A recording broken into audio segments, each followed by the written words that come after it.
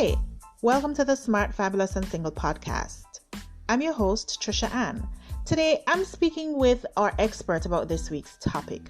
It's practical, it hits all the hard places, and offers tips and solutions to help us move to the next level. So, stick around for today's episode, and if you have any questions for our expert, email me at pod@sfswoman.com. Thanks so much for joining me on the Smart, Fabulous, and Single podcast. Today, I have with me Pastor Tania Case. Now, I know her personally. She is a wonderful woman of God. She is super smart, super talented. She is a wife, a mother of two. She is an author and a blogger. She has authored 2 books so far, and one of her books, Wife Material, is super duper amazing. Can I say that? Yeah, let me say that. It's super duper amazing, and it's on Amazon with her other book. And let me tell you, I know we're gonna do that particular episode later on, but in the meantime, I think you all should grab that book, because if you're single and you don't have it and you intend to be married, you don't know nothing yet till you read the book then, right? But in the meantime, today we are discussing the topic around meology, and this topic came up because I saw a blog written by Pastor Tania Case, and I was blown away. I was like, am I like that? Is that me? Like, yeah, what's this meology thing about? Because based on what Pastor Tania Case is saying, if I'm all about meology, I'm not ready for marriage. And I am so getting married this year. He is so gonna find me, and I am getting married this year.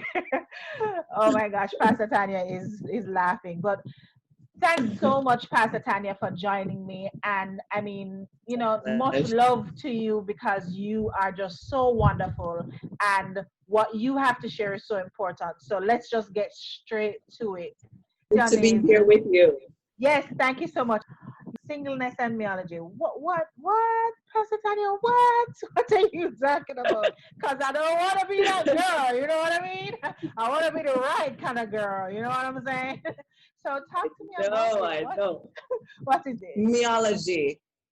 Well, meology, the thoughts came to me having observed a couple of girlfriends, a couple of mentees, and being around singles. In my heart, I'm passionate about singles.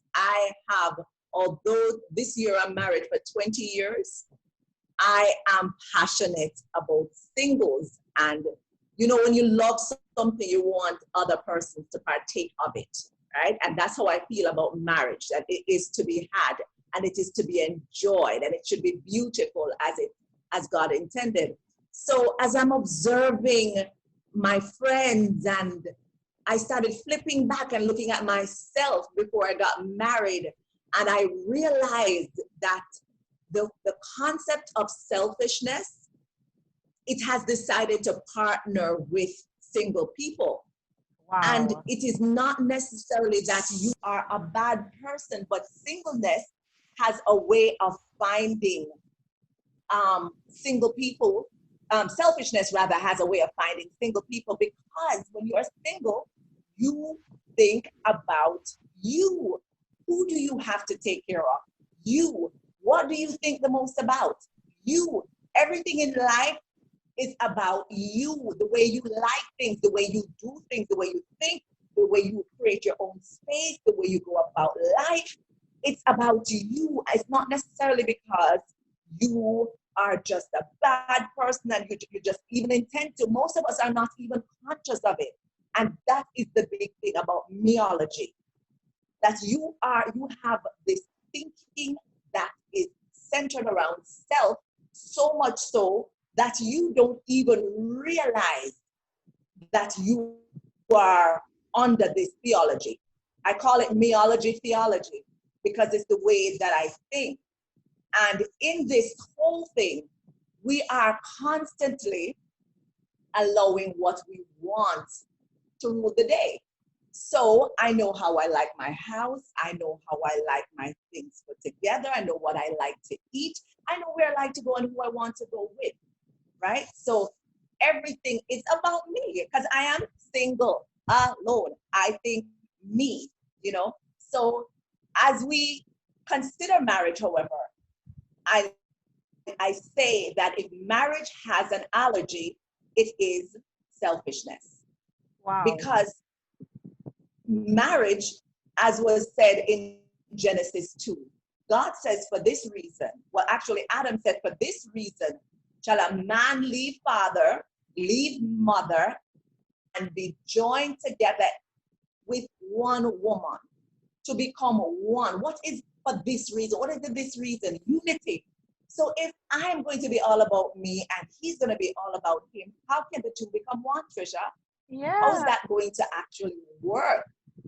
So if the two are to come together, there's going to be yielding. How are we going to yield if I want it my way? He wants it his way. Problem, right? Right, So right. that is where the whole concept of meology theology came from.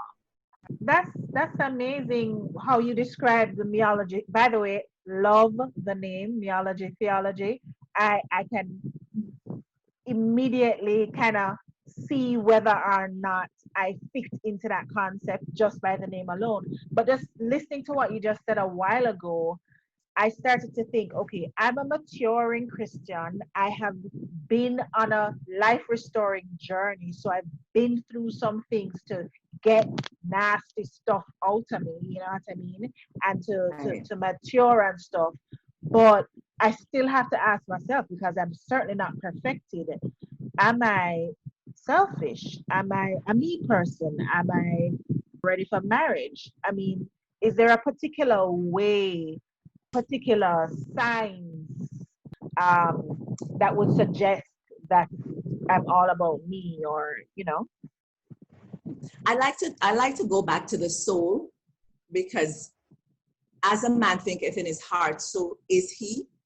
And when we come out of painful situations, oftentimes we have developed some kind of defense mechanism to deal with that. And hence it gives birth to meology theology. So when I have been wounded, I have been hurt, my natural instinct is to protect myself from being hurt like that again.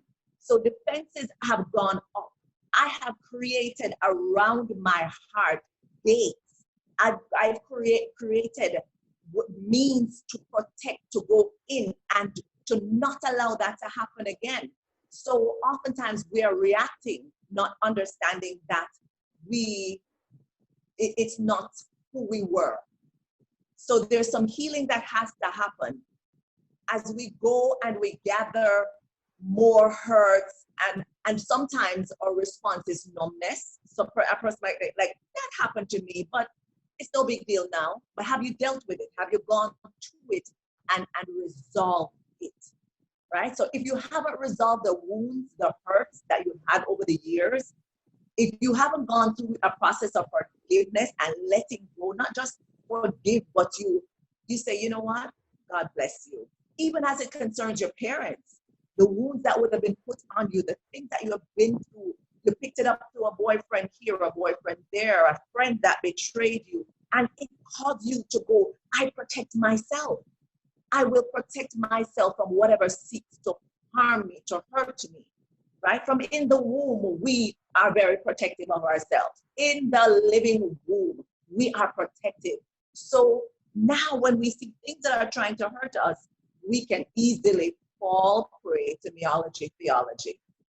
And so you have to check, what do I do when people try to come close to my soft spot? What do I do? Am I defensive? Am I quick to lash out? Just check for those little symptoms. One, defensive. You're defensive. Two, you really created a theology. I don't let people do this.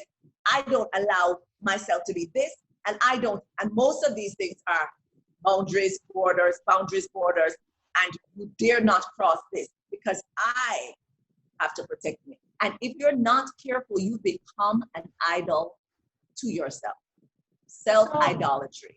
so are you saying then that self-preservation can be a challenge for single women? Could you say that again for me? Is self-preservation therefore a challenge for single women, particularly those who It want to be is. married? It is. And in order to go into a healthy courtship, and I will tell you for myself, I was hurt and I became very internal. Because I was hurt early teens, just situations in my family and trauma happened and all of that, I became very internal. So instead of telling you what I think, I would just deal with it inside. I would be screaming at the top of my voice internally. So when you are trying to reach me, you find no emotion, you find nothing. I'm looking at you, and if you ever know the scream, the hurt, the pain. So when I began courting, I realized that I had moments where I'm upset and he's looking at me and he doesn't know the raging storm that's inside of me. And this is now my place of comfort where I go in and you can't come in there. I won't let you in because you are likely going to hurt me. And I can't let you into these very intimate places in my soul, in my thoughts, in my being. I can't allow that. So I have done this for so long that I just naturally go right in, and you don't know the difference because you see the shell of me talking to you. You think it's okay. But I had to confront it because in order for the two to become one, you need to know what I'm thinking. And I need to package it in a non-offensive way, but I need to share it with you. That's the sharing that frees us from the zone that no man touches, you know.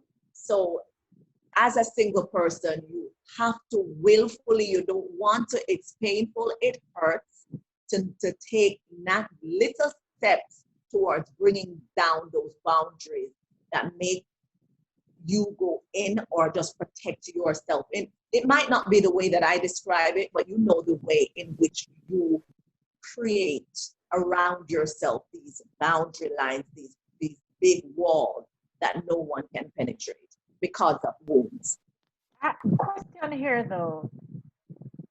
Is there any way that we can be practicing meology without having been hurt or traumatized at all? Well, our society itself encourages meology. Right. Our society, when we talk about just do you, it's permission to be as selfish as we want to be. Just do you. You know what? I'm not going to let that disturb me. I'm just going to do me. So the society helps us. It feeds the frenzy. It absolutely feeds it. That's why we run around and we do selfie. How do I look? Where here I am now. You know, so it becomes so me-centered, so self-centered that it helps that even if you were not naturally selfish, if you're not thinking about it, you can be pulled in because of societal norms. You can be pulled in to just do you. Do what you like, the way you like it, and everybody else just pick up the remains. So, Let everybody else eat theirs. so really, if we're not careful, uh, we can be our worst enemy. Absolutely. Now, Yes. here is another thing that I want to understand. How would meology hurt a marriage, or even before you get to marriage, hurt any kind of relationship? How does it hurt it? Okay. I'm going to ask you to imagine one person in your life who you consider selfish. Just consider that one person. And I know you see the face. I know you went back into a moment. I know it's clear to you. Do you want to be that person? Do you think that that person fosters strong relationships? Do you think people want to be around that person? We are made to be a community. We're made to operate in a community where I need you, you need me, I need your ideas, you need what I have, And there is to be an intermingling of gifts and talents and just personalities that make life rich, because life truly is in relationship, and relationship is relating. It's reaching out. It's giving of yourself. It's allowing life to flow through you. And if meology stops that, it stops you from reaching out to someone else who's going to open another door for you. But you don't understand that your yielding is going to bring somebody to where they need to go to. And in that process, what you desire is going to get met. So it's a trap. It's like a self-trap. So you don't live a fulfilled life, because if you're not giving, the law of receiving is that you must give in order to receive. Theology says you keep everything, you let it be about you, you do what pleases you. And we are to do what pleases God. We are to be his image and his likeness, to give because God so loved, he gave. And if anybody that you love, you give to. You give your time, you give your substance, your money, you give them gifts, you give them of yourself, your thoughts, you share with them, and it just allow life to flow. Now, when we talk about marriage, the enemy of marriage is selfishness. No divorce, I believe, happens if there is not selfishness. Somebody started thinking me, or two bodies started thinking me first. I won't lay down, I won't sacrifice for you to get to where you need to go to. I want to suit myself. But marriage is the two becoming one, and you're not losing your identity. It is the mystery. It's a mystery, but it is absolutely beautiful when your strength is used to assist someone else's weakness, and someone else's strength, your weakness, and there is this intermingling, there is this coming together, so that together you are a force in the earth, and you dominate the sphere that God intended for you to dominate as a couple. So it requires a dying to yourself. It requires pulling back. There are times that, okay, say you are very expressive in marriage. You are in marriage and you want to express your thought because you are upset with your husband and he said something, and you want to suit yourself because it's about you. You're going to unleash something on him that is going to cause your marriage to stagger. It is going to hit him and it's going, whoa. So wait, that's what you think. And you are harming not just you and not just him, but you're harming the us. You're harming the unity of the marriage. So there's something that you sacrifice because of unity, because of wanting us to move together. My husband was speaking the other day and he said there was a time where he was all over the place, playing at this concert, that concert, touring here and touring there. And I would be like his backpack, going along with him. And there came a time where he realized the season has ended. And now my focus is to get her going. So I get behind you and I say, go, go, go, go, go. Do your this, do your that. So we champion each other. And there's seasons where it's just not about me. It's not about what I'm doing. But I can get behind you and push you. And I can help you to get to your purpose. And together we are successful because we think team instead of self, instead of me. I don't know if you've ever seen a married couple who have not come together as one. I spoke to one recently and I realized they've not become one. They've not. Because if you ask him, where are you going to be 5 years from now? Oh, I'm going to be living in that country. And you ask her, oh, I'm going to be right here. And what are your goals? Oh, they are totally going in different directions. And the Bible asks the question, how can two walk together except they agree? Again, unity, coming on one accord. So what is it in me that repels that? What is it in me as a single girl? I have to check myself and say, am I self-centered? Start giving to people and you'll find out. Start pushing yourself to go beyond the limits that you have set. Say, okay, I don't usually allow people to know what I'm thinking or how I feel about this. I don't relate to people on the job. I keep them at a distance. I don't let my friends get too close to me. I don't share my hurt with anyone because they might hurt me. If you are there, you really need to go to God and ask him to heal some wounds because you're protecting a wound. Wow. So meology is really self-protection.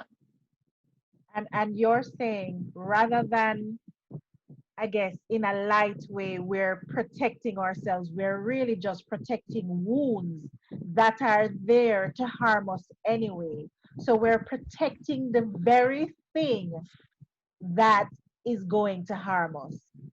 Wow. Exactly. You Wow. know, here's another thought, Trisha. You know the word submit? You know that word that we like to hate?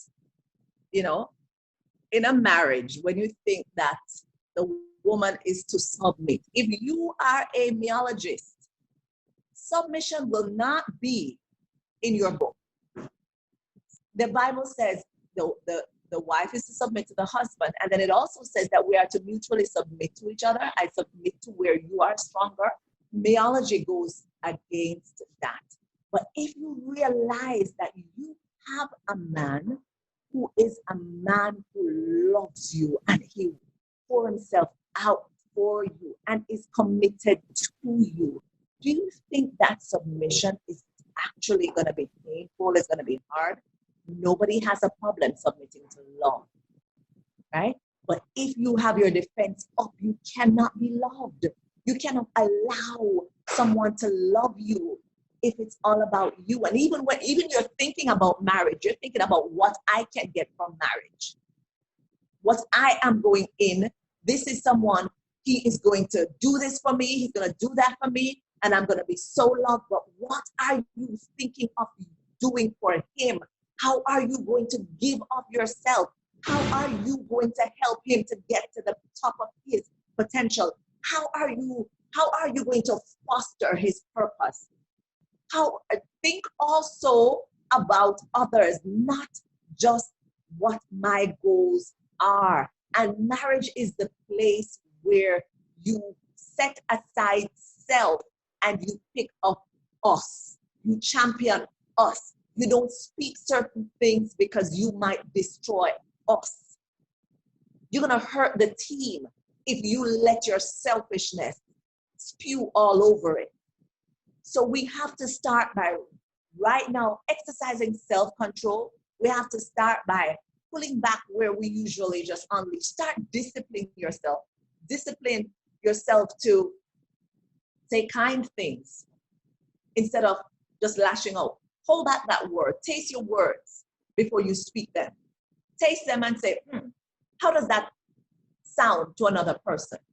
How does that affect another person? So it's really a process, but it's a good process. And the person who goes into marriage without being selfish, oh my goodness, you have blessed your marriage. You have done your marriage so much good. It is the ideal situation if you have two selfless persons coming together. And I'm not talking about persons who are all broken and, no, I'm talking about whole persons, meaning that you are sound in soul, meaning that you are intact as from God's perspective. You have God as your source, not another person.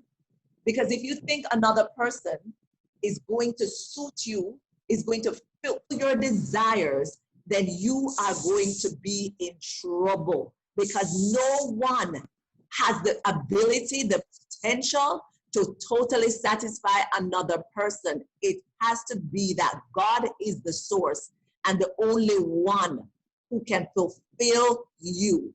So when you and God are in alignment, he's going to deal with your theology. Wow. That is absolutely amazing. I mean, I don't know if we really think about life like that because, like you said, the world really tells us to self preserve and to think about ourselves and to focus on how we look and to focus on how we feel and Yes. not so much focus on the other person, which, Right. as you've said, is what marriage is about, being Exactly. other focused, you Others. know? Right, right. Not to mention when children get in the mix. Exactly, exactly. Mhm.